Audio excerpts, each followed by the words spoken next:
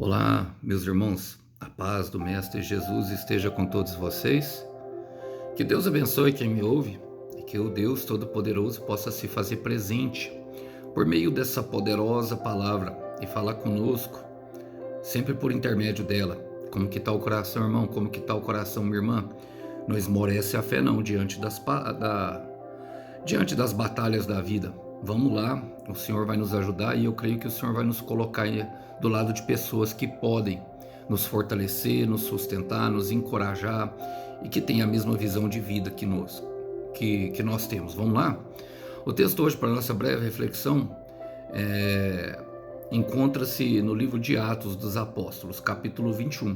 Para aquilo que será a nossa conversa, capítulo 21, quero ler com vocês a partir do verso 18. Diz assim: No dia seguinte, Paulo foi conosco a um encontro com Tiago e todos os presbíteros da igreja de Jerusalém estavam presentes.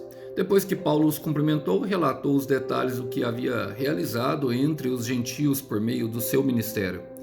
Quando ouviram isso, louvaram a Deus e disseram: Você sabe, irmão, quantos milhares de judeus também creram, e todos eles seguem à risca a lei de Moisés. Mas eles foram informados de que você ensina todos os judeus que vivem entre os gentios e abandonarem a lei de Moisés. Ouviram que você os instruiu e não a circuncidarem os filhos a não seguirem os costumes judaicos. Que faremos? Certamente eles saberão que você chegou. Queremos que você faça o seguinte: temos aqui 4 homens que cumpriram um voto. Vá com eles ao templo e participe da cerimônia de purificação. Pague as despesas para realizarem o ritual e raspar a cabeça. Então todos saberão que os rumores são falsos e que você mesmo cumpre as leis judaicas. Glória a Deus, irmãos. Isso aqui, pelo que se fala e os teólogos acreditam, os historiadores também, se trata justamente da separação que estava sendo implantada por alguns judaizantes que aconteceu na igreja da Galácia. Alguns penetraram bastante forte lá, e a carta de Paulo relata isso, os Gálatas. Ó Gálatas insensatos, é como ele começa a carta ali na verdade é como ele começa no capítulo 3, ele fala dessa forma, de maneira bastante veemente, mostrando que nós somos salvos pela fé e não por meio das obras. Embora esses homens aqui crescem, e embora eles também tivessem aceitado o Senhor Jesus. E Paulo foi encontrar numa reunião com os presbíteros, como foi lido, e com os líderes da igreja, 3 anos depois que ele começou o seu ministério, irmãos. Ele se viu ali, né, no dever de estabelecer uma comunhão com os outros irmãos, embora pareça que ele nem conhecia ainda Pedro, João e Tiago. Embora Paulo fosse uma grande liderança, só 3 anos depois que ele começou o seu ministério que ele foi se encontrar. Ele estava indo para Damasco matar cristãos, e ali em Damasco ele começou a espalhar a própria vida. Estava indo para um destino com um propósito errado. E aqui ele está entrando em comunhão com os irmãos. E quão bom e suave é que os irmãos vivam em comunhão, não é verdade, irmãos?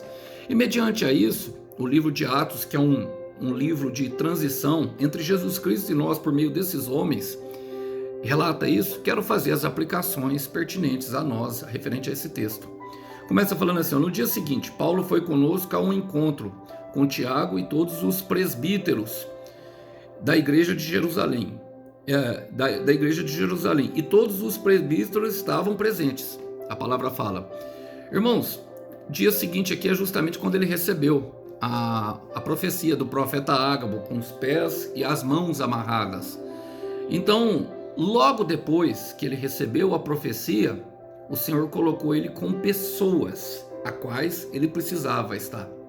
Então Deus te colocará, meu irmão, com pessoas do nível da promessa. Eu quero repetir isso para que entre em teu coração.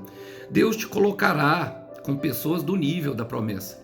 É por isso que quando você orou, seja feita a minha vontade, o Senhor começou a remover alguns, limpar de alguns cantos, até mesmo da casa, dentro do trabalho. Você começou a deixar de ter certas intimidades com certas pessoas, porque você compreendeu que elas não fazem parte da visão que Deus lhe deu, não fazem parte da promessa. Então Deus lhe colocará com pessoas do nível da promessa.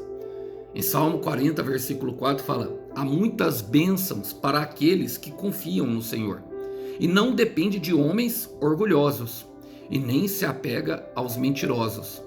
E nós precisamos, irmãos, de pessoas que nos encorajem, que nos fortaleçam, que compreendam as nossas situações, aquilo que nós estamos vivendo, para que possamos ali ouvir as experiências deles e quem sabe tomar como conselho, tomar como uma parte da vida que pode nos ajudar.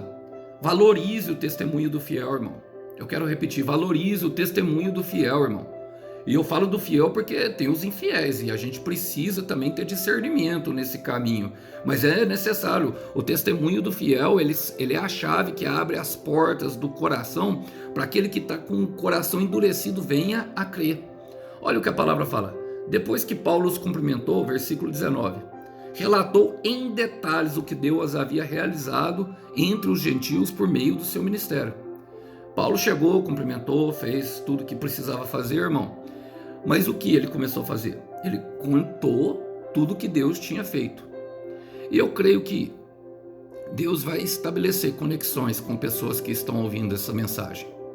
Eu creio que Deus vai ligar a você a um lugar que te inspira, a pessoas que possam, de fato, se tornarem a faca que afia a faca, e a faca, quando ela é afiada, ela tem um propósito, cortar. Então que te lime para o seu propósito seja executado com bastante perfeição.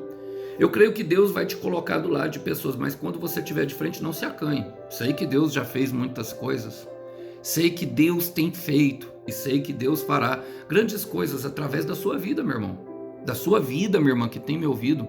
Não precisa ficar acanhado, não. Paulo contou com detalhes o que havia realizado entre o seu ministério por meio do seu gentio. Todos nós somos potenciais portas de salvação para que outros venham a crer.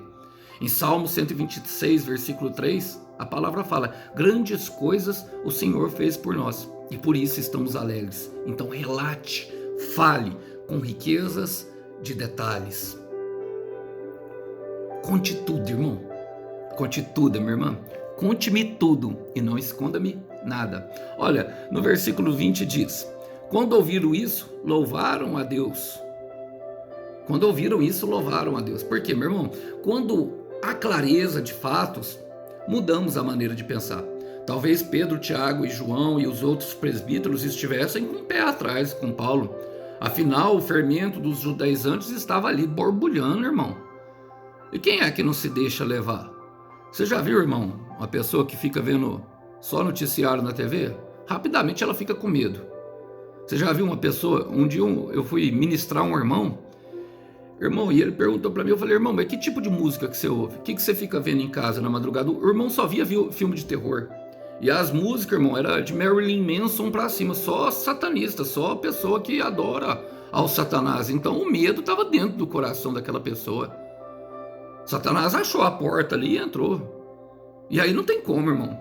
A fé vem pelo ouvir e ouvir a palavra de Deus.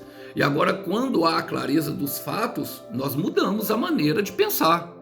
E é por isso que nós devemos ficar ligados na palavra. É por isso que o nosso alimento, o nosso pão, a nossa água deve ser a palavra. Mateus 4,4, nem só de pão o homem viverá, mas de toda palavra que procede na boca de Deus. Romanos 10,17, a fé vem pelo ouvir e ouvir a palavra de Cristo. Mas se a pessoa está com medo, o que aconteceu? Logicamente ela está ouvindo alguma coisa e vendo alguma coisa que não é a palavra de Deus, irmão. Então logicamente ela terá problema, terá escuridão na frente. Então quando nós conseguimos entender, olha o que fala: quando ouviram isso, louvaram a Deus. Por quê, irmão? Porque houve uma clareza. Quando há clareza dos fatos, nós mudamos a maneira de pensar. Tinham pensado mal de Paulo. E quantas vezes? Eu já pensei mal dos outros, irmão. É lógico. A gente olha uma coisa e fala: ih, sabe? Fala uma coisa e faz outra. Então a gente pensa. Agora precisa ter clareza. Romanos 12:2 diz que nós não devemos nos amoldar ao padrão deste mundo, mas antes renovar o nosso entendimento, para que sejamos capazes de experimentar a boa, perfeita e agradável vontade de Deus. Então eu creio que Deus vai trazer clareza de fatos nessa conexão com essas pessoas que terá nesse tempo que virá agora adiante. para que você possa mudar de ideia sobre algumas pessoas, mudar de ideia sobre algumas situações, mudar de ideia sobre algumas realidades e mudar de ideia até, quem sabe, sobre Deus. Olha, muitas pessoas, irmãos, muitas pessoas, eu carreguei esse fardo durante um bom tempo. Como o meu pai foi ausente, nós associamos a figura do nosso pai terreno com a do nosso pai celeste. E muitas vezes eu me senti abandonado por Deus. Por quê? Porque eu fui abandonado pelo meu pai, irmão. Nós fazemos a associação de fatos. É automático dentro da nossa mente. Por que Jesus Cristo morreu na cruz e ressuscitou, irmão? Para que nós associemos a ele que nada pode pará-lo. Nem a morte pôde o parar. Então por isso era necessário que ele sofresse. Então, quando há clareza de fato, mudamos a maneira de pensar. Deixa Deus, vai te levar à revelação completa dos fatos. Por isso que nada fique oculto. E a palavra fala, você sabe, irmãos, quanto milhares de judeus também creram. E todos eles seguem a risca de Moisés. Esses aqui creram, irmão, em Jesus Cristo. O que quer dizer? Eu tô rindo de nervoso, irmão. Essa aqui é o trabalhar, é o verdadeiro faca, afiando faca. Por quê? Eles creram em Jesus Cristo. A semente foi plantada, irmão, mas não mudaram ainda a maneira de pensar. Ainda seguem à risca a lei de Moisés, irmão. E a lei de Moisés que está falando eram os costumes judaicos, irmãos. Isso aqui não tinha nada a ver com a lei de Deus. O povo judaico, eles transformaram Deus numa forma de pensar. Começaram a adaptar, como por exemplo, a questão da limpeza dos copos, entendeu? Tudo aquilo que o Senhor Jesus veio falando ao longo dos evangelhos, ele veio mudando a maneira de pensar das pessoas a respeito das coisas. Agora, alguns não compreendem, meu irmão, o fundamento. Alguns não compreenderão o fundamento. Percebe que eles creram em Jesus, mas ainda seguiram. Por quê? Paulo fala que nós somos salvos por meio da fé em Jesus Cristo, na fé no Filho de Deus. Não por meio de obras, irmãos. Então eles continuavam crendo que as obras eram muito importantes. Qual é o papel da obra em nossa vida, irmão Arce? O papel da obra é deixar que Deus nos aperfeiçoe e santifique o nosso coração para que nós vamos morar com Ele no céu. Basicamente, de forma bem simplista, é isso. Efésios 2:10, do 8 ao 9, ele fala, ó, a salvação vem por meio de fé e não por meio de obras, para que vocês não se gloriem daquilo que têm feito. Embora Deus nos preparasse de antemão as obras, agora vocês são salvos para que andassem nas obras que Deus te preparou de antemão. Somos salvos para as obras e não pelas obras, e isso faz total diferença. Agora, alguns não compreendem, irmão, e esses vão ter uma dificuldade no caminho. Vão ter uma dificuldade, irmão. Não tem como fugir disso. Por quê? Olha o que a palavra fala. Eu gosto desse relato. Eu sempre leio Salmos 38, versículo 8 para vocês, mas hoje eu vou ler os Salmos. O Salmo 38 o 32, versículo 8 é o que confia no Senhor. Mas o Salmo 32, versículo 9 é justamente esse tipo de pessoa aqui a qual Pedro está falando. Fala assim, ó, não seja temoso como um cavalo ou uma mula, que não tem entendimento. Eles precisam de rédeas e freios para andarem pelo caminho certo. Precisam além da Moisés, mas Gálatas 5:1 fala que Cristo nos libertou para andarmos em liberdade. Foi para a liberdade que Cristo nos libertou. Então algumas pessoas precisam de rudimentos, irmão. Algumas pessoas creem que precisa estar no culto todo dia. Algumas pessoas creem que precisam, sabe, irmão, e ó, nada contra essas coisas, não estou aqui pregando contra. A gente precisa ser verdadeiro, sabe, porque a igreja não salva ninguém. Não, a igreja, todo mundo que está lá está precisando de salvação. Um bando de doentes, irmão, procurando salvação. E nós precisamos ter clareza dos fatos e pregar a verdade. Só Jesus salva. Só o nome de Deus salva. E muitas vezes usamos as coisas como muletas. Algumas pessoas usam a igreja, outras pessoas usam o trabalho, outras pessoas usam a lei de Moisés, outras pessoas usam sexo, drogas, entendeu? É que a igreja, ela é piedosa, então ela é melhor do que... De fato, ela é melhor do que você se apoiar e as suas muletas serem as drogas, se é a maconha, se é a cachaça, se é a mentira e a trapaça, se é a pornografia. É muito melhor, porque isso vai te levar para a destruição mais rápido, mas não quer dizer que não vai te levar também. Só de forma mais cedo ou mais tarde você vai ver que a religião machuca. Machuca e machuca muito. Olha, e no versículo 21 ele fala: mas eles foram informados que vocês ensinam todos os judeus que vivem entre os gentios a abandonarem a lei de Moisés. Isso é uma mentira. Paulo só está mudando o foco de visão, apontando para a solução, irmão. Então, o que os judaizantes estavam pregando era justamente totalmente contrário, irmão, porque eles não compreenderam o fundamento. O fundamento é Cristo.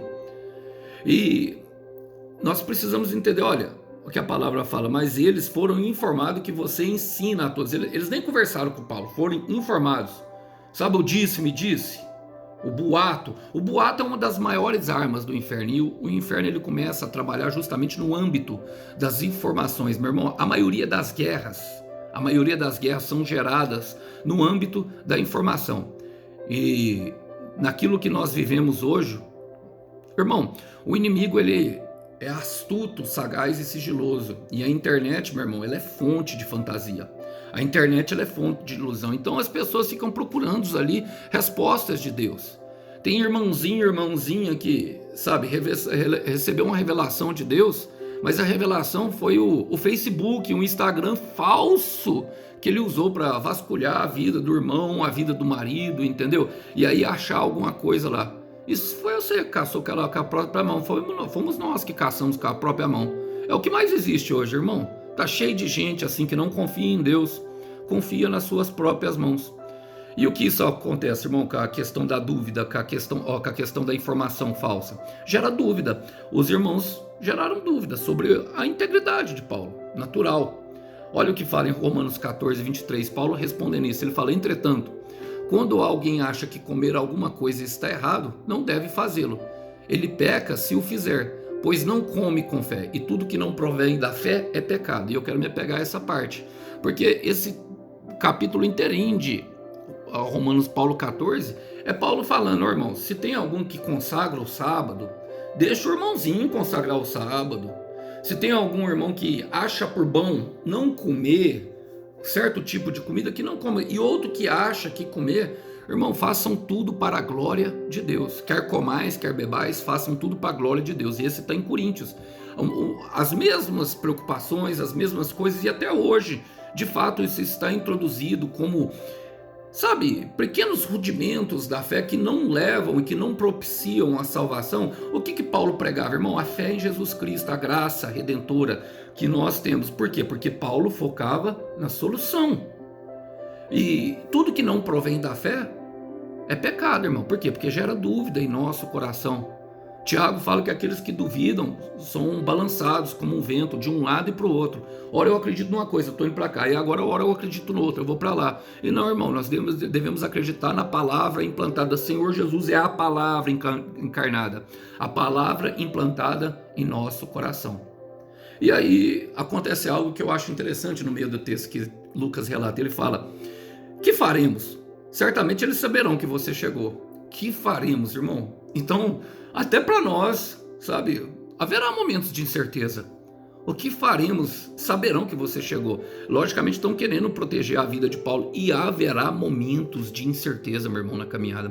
Haverá momentos em que a dúvida vai assolar o coração. Eu estou pregando aqui para pessoas que têm vivido esse tempo. Eu estou pregando aqui para pessoas que o olhar ainda não se descortinou inteiro. É como Marcos 8, do versículo 32 em diante, que conta a história daquele cego que Jesus tirou do meio da sua aldeia, levou para fora e curou, e ele começou a ver como relances de árvore. E pouco depois o Senhor Jesus tocou de novo e ele começou a ver com clareza. Eu quero te falar, Deus dará clareza a você, mas não se preocupe, irmão. Não se preocupe, minha irmã. Haverá momentos de incerteza na caminhada. Haverá momentos de incerteza. Haverá momentos em que o nosso coração ficará atribulado. A palavra fala em Lucas 24, 38. Por que estão tão perturbados? Perguntou ele. Porque duvidam em seus corações. Olhem para as minhas mãos. Pá. As marcas, irmão. Lembra que eu falei? São as marcas. As pessoas, irmão, elas até se comovem com aquilo que nós falamos, mas é aquilo que nós vivemos que de fato arrasta elas para uma vida santa. Então, o que acontece? Pedro continua, ele fala, queremos que você faça o seguinte, partir para a ação. Temos aqui 4 homens que cumpriram o voto.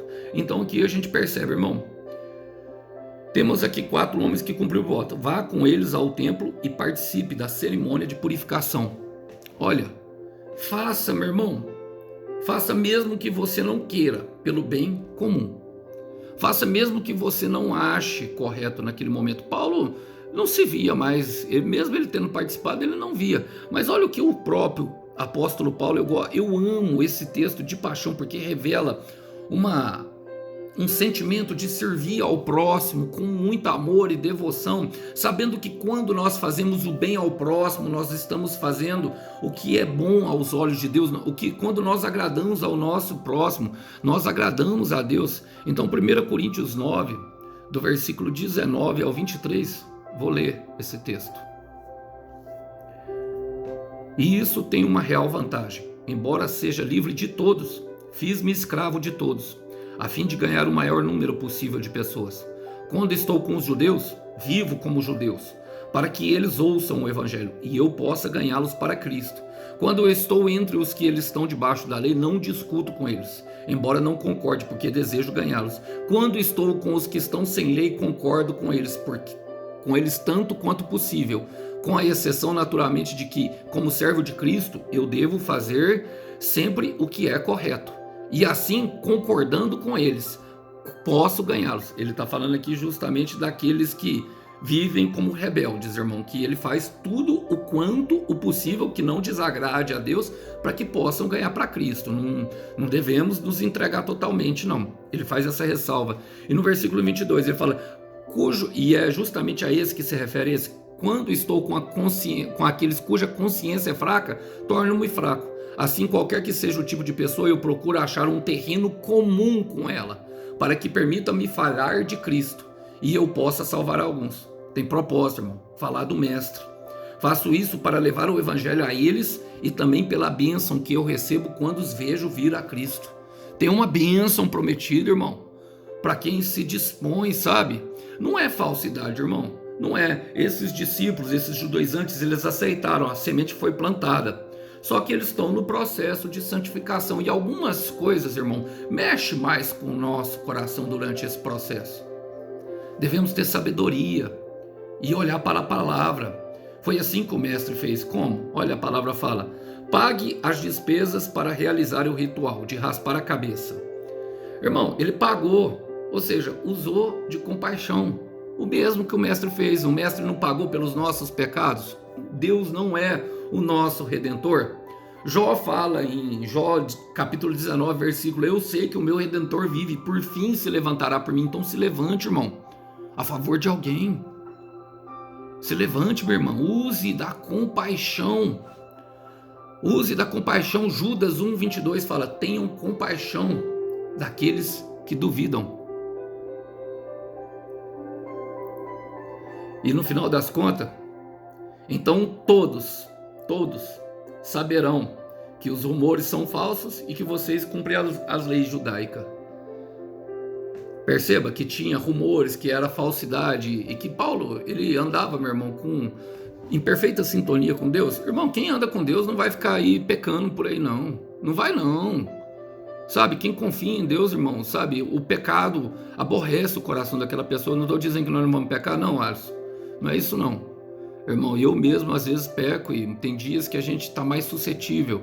Só que o pecado, ele aborrece o nosso coração, ele deixa a gente chateado, porque a gente sabe que está desagradando o coração de Deus. A gente sabe, irmão, a gente não quer, a gente quer se colocar no processo de purificação e santificação para cada dia ser melhor. Melhor para quem? Para os homens? Não, irmão, melhor para Deus. Agora, sendo melhor para Deus, automaticamente você se tornará melhor diante dos homens. O padrão elevado é Jesus Cristo, irmão. Ele é o nosso maior exemplo. Então Deus vai esclarecer os fatos na vida de algumas pessoas aqui, meu irmão, que talvez teceram julgamento contra a sua vida, rumores falsos, pessoas que vivenciaram essa pregação vai de encontro a esse coração que vivenciou essa questão da desinformação, principalmente no tempo de hoje, irmão. Porque João 8,32 fala, e conhecerão a verdade, e a verdade vos libertará. Tem muita gente tomando a verdade, a mentira como verdade. E o conhecimento da mentira, irmão, como verdade, te aprisiona. Isso é muito simples. Agora a verdade, ela liberta. Ela liberta a alma. Então deixa Deus fazer. Quero terminar com Provérbios 4, versículo 18, falando, lembrando que é um processo, como esses irmãos aqui estão passando, esses judaizantes. Olha, Provérbios 4, 18 diz que o justo é como a luz da aurora, vai brilhando a cada dia mais. Tenha paciência, um passo de cada vez, e você chegará lá. Que Deus abençoe os irmãos, que vocês possam ficar com essa breve palavra. A paz do Senhor Jesus esteja com todos. Até uma próxima. Tchau, tchau.